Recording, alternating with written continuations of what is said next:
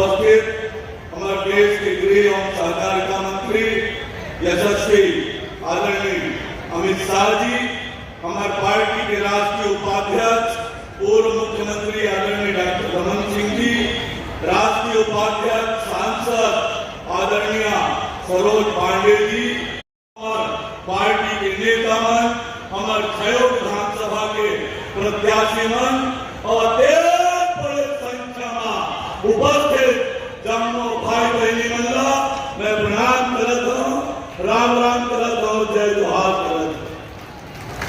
ले दे के सूची जारी हो है, ले दे के कांग्रेस पार्टी डरत है, घबरावत है, हार निश्चित है और यही पाएंगे प्रत्याशी सरकार के खिलाफ जनता में आक्रोश है।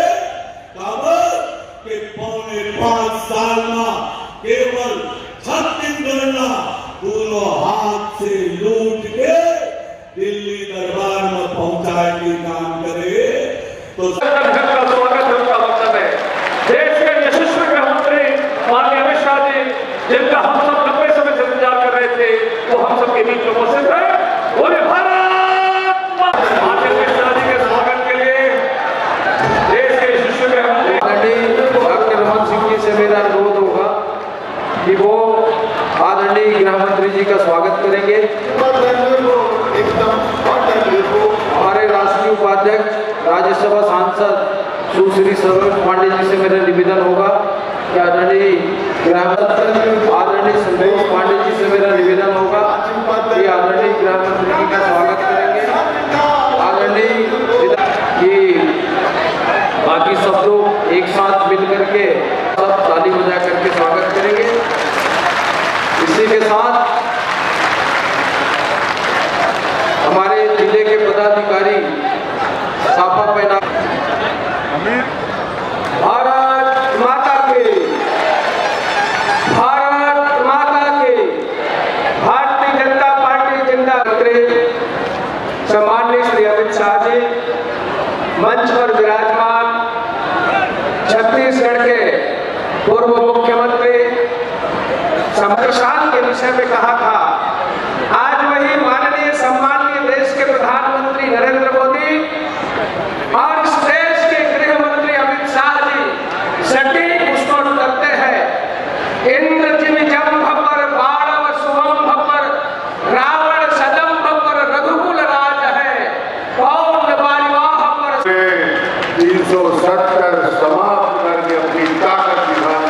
तालियों के साथ स्वागत करिए माननीय गृह मंत्री जी का। माननीय प्रदेश अध्यक्ष सुश्री सरोज पांडे जी, सांसद संतोष पांडे जी, रमेश पटेल जी जिलाध्यक्ष, हमारे सभी वरिष्ठ साथी हैं। आज नवरात्रि का पावन अवसर, एक बार माता की जयकारा, भारत माता की, भारत माता की, बमलेश्वरी माता की, बमलेश्वरी माता की। राजनांदगांव की जनता को कि आपने डॉक्टर रमन की पहचान बनाई है, उसके लिए आप बधाई के पात्र। आपका मैं अभिनंदन करता हूं, स्वागत करता हूं। आपने वो गौरव दिया और एक बार फिर मैं धन्यवाद देना चाहूंगा राष्ट्रीय हमारे पार्टी के अध्यक्ष और माननीय सभी वरिष्ठ नेताओं का, जिन्हें मुझे विधायक के नाते चुनाव लड़ने का आदेश जारी किया। 18 से 23 कांग्रेस के शासनकाल में 39 करोड़ मिले और भारतीय जनता पार्टी के कार्यकाल में 13 से 18 200 करोड़ रुपया मिले थे। ये तुलना आप कर सकते हैं क्या स्थिति कांग्रेस ने किया। कांग्रेस के 5 साल और भारतीय जनता पार्टी की विकास यात्रा, स्वास्थ्य की दृष्टि से पेंड्री में मेडिकल कॉलेज की स्थापना भारतीय जनता पार्टी के कार्यकाल में, मॉडल कॉलेज का निर्माण, मुख्यमंत्री ग्राम सड़क योजना में 102 किलोमीटर सड़कों का निर्माण, ऐतिहासिक दिग्विजय स्टेडियम को भव्यता के अनुरूप स्टेडियम का निर्माण, मोतीपुर अंडर ब्रिज का निर्माण, श्रीनाथ वर्धन योजना में लाइनिंग का काम, अंतर्राष्ट्रीय हॉकी स्टेडियम का निर्माण, पेंड्री में हजारों आवास का निर्माण, टेढ़ेसरा में बीपीओ का निर्माण, फ्लाईओवर का निर्माण। और भूपेश ने क्या किया 5 साल में? राजनांदगांव के साथ छल किया है। छत्तीसगढ़ में विकास को अवरुद्ध किया है भूपेश बघेल ने। पाठ्य पुस्तक का निगम का ऑफिस राजनांदगांव बंद करने का दोषी कौन? सेतु निगम के कार्यालय को बंद करने का दोषी कौन? और पीछे वाले भी मेरी बात सुन रहे हैं। एशियन डेवलपमेंट बैंक का दफ्तर बंद कराने वाला दोषी को पीछे वालों से भी पूछ रहा हूं, आगे वाले से भी पूछ रहा हूं। प्रधानमंत्री ग्राम सड़क योजना के ऑफिस को बंद करने का दोषी कौन? है कि दोनों हाथ उठा के ताली बजाइए।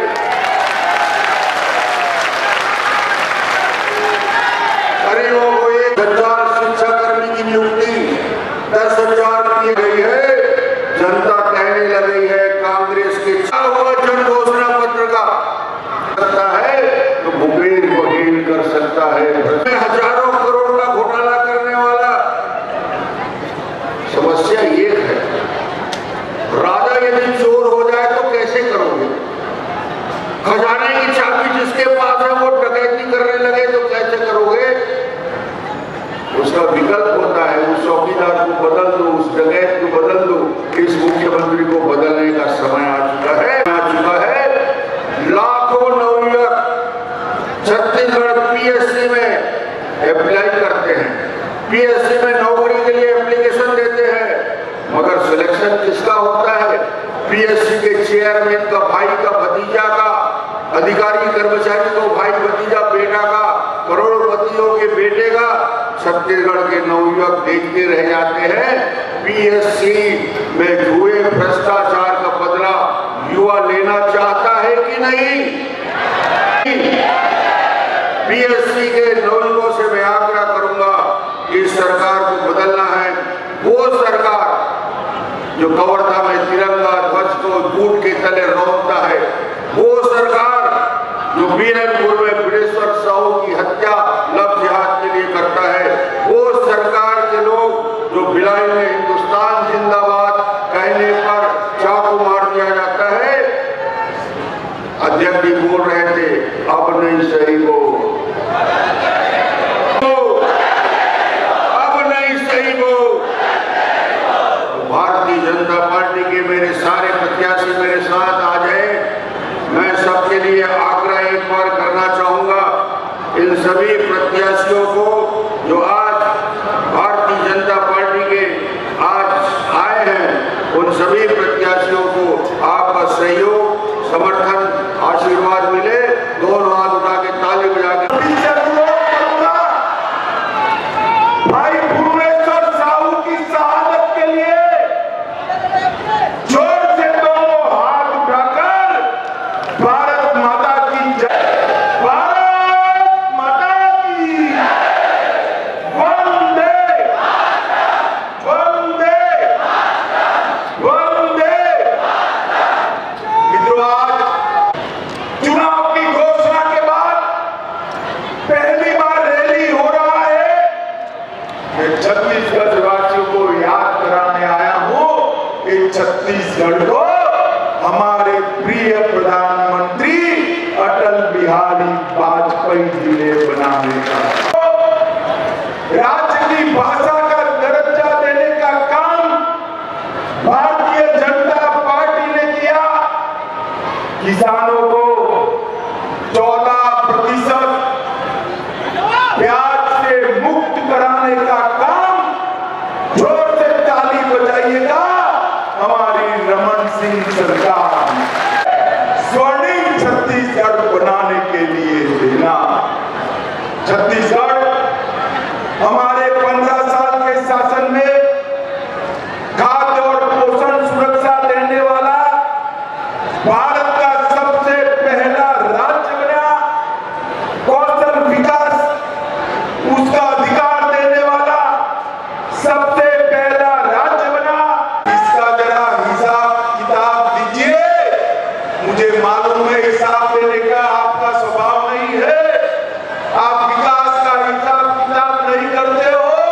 बेचारे ताम्रध्वज साहू और राजा साहब से हिसाब किताब करने में पड़े हो, आप विकास का हिसाब नहीं करते। मित्रों, आने वाला चुनाव एक सरकार बनाने का चुनाव नहीं, आने वाला चुनाव विधायक चुनने का चुनाव नहीं है, आने वाला चुनाव मोदी जी के नेतृत्व में स्वर्णिम भविष्य वाले छत्तीसगढ़ बनाने का चुनाव। कांग्रेस के दरबार का एटीएम बनाकर रखा है, एटीएम बनाकर।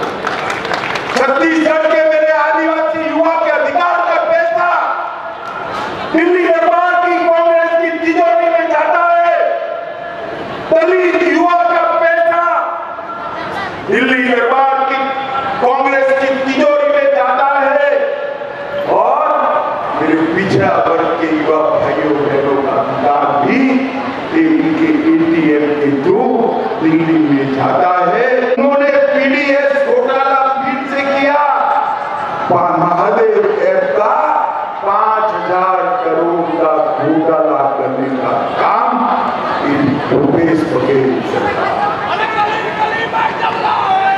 बाबू आपने क्या, उनको हिसाब देना चाहिए छत्तीसगढ़ की जनता। मैं आज छत्तीसगढ़ की जनता को बताने आया कि भूपेश बघेल उनके शासन में छत्तीसगढ़ में ना दलित खुशहाल है, ना आदिवासी खुशहाल है। 14 केंद्र में यूपीए की सरकार थी, कांग्रेस की सरकार थी, क्या दिया आपने छत्तीसगढ़ को? हिसाब में कराइए माताओं भाइयों बहनों। 2004 से 14 में केवल 77,000 करोड़ रुपया छत्तीसगढ़ को 10 साल के अंदर।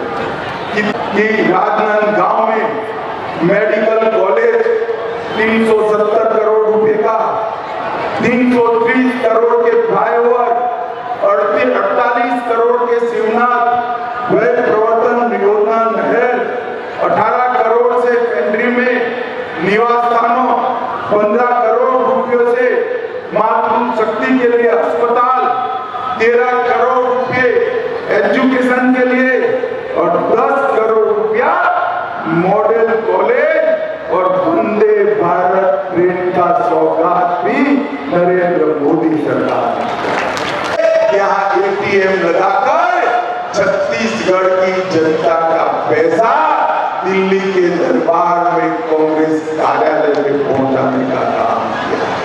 मुझे बताओ माताओं भाइयों बहनों, जिन्होंने छत्तीसगढ़ के भविष्य को इस तरह से बर्बाद किया है, वो भूपेश बघेल को फिर से मौका दे सकते हैं क्या? जोर से बोलिए, दे सकते हैं क्या? जिस तरह से भुवनेश्वर साहू को रौंद रौंद कर मार डाला, वो सरकार को रिपीट कर सकते हैं क्या? जोर से बोलिए, कर सकते हैं क्या? राजनांदगांव की चारों सीटें मोदी जी की झोली में डालेंगे क्या? जोर से बोले, ऐसे नहीं, मोदी जी तक आवाज जानी चाहिए, डालेंगे क्या? चारों में फिर से मोदी जी को प्रधानमंत्री बनाएंगे तो मेरे साथ दोनों हाथ उठाइए, उठाइए दोनों हाथ के लिए जोर से ताली बजाइए। ये साथों को बहुत बहुत शुभकामनाएं और